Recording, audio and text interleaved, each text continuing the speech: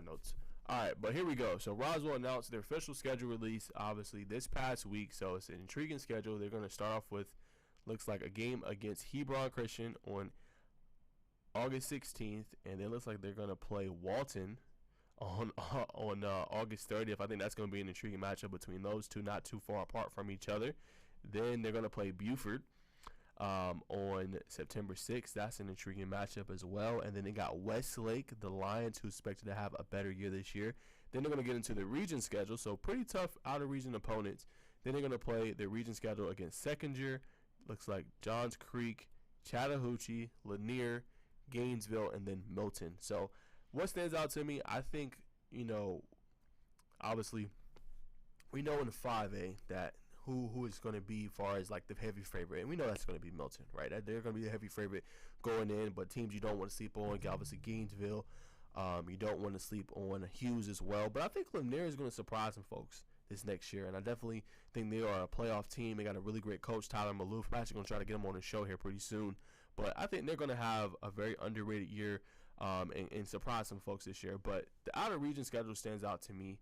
Walton, obviously, they're not going to have the same talent that they had in years past, obviously with Jeremy Hecklinski, Hunter Till, Wyatt Sonderman, Cameron Lloyd, Jordan Van Bride, but I think they have the coach that can do more with less, and I think this year, obviously, they're going to have some pieces coming in that's going to be exceptional, but I can't wait to see who's going to be their lead tailback, because they're going to lose the two guys that rushed for over 1,000 yards, Makari Bodiford, and then their other running back. But who's going to be their leading rusher this year?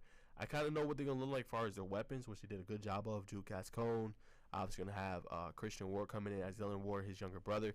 So I think they're going to look good there, but I just want to see how many wins they can get to. And if Coach Bruner and get this team to 7 and 8 wins, maybe even more than that, I think that's an outstanding job from him, just to point that out. So that's an intriguing matchup between those two. And then you play Buford, right? We know what Buford is. We know how talented they are year in, year out. So that game should be really intriguing as well, going up against them. And then you go up against Westlake. We know how talented they are. Obviously, a new coach in Coach Mitchell.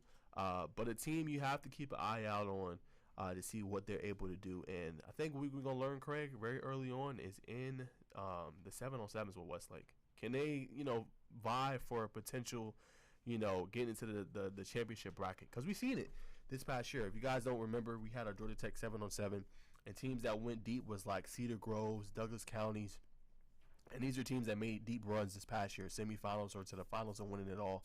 So that's going to be interesting to see with them.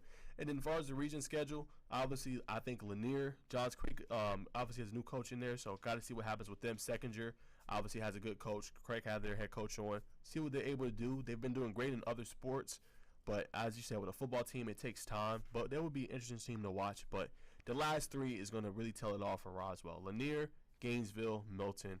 Well, that's a lot that we need to know. And Seconder has Cam Robinson's little brother.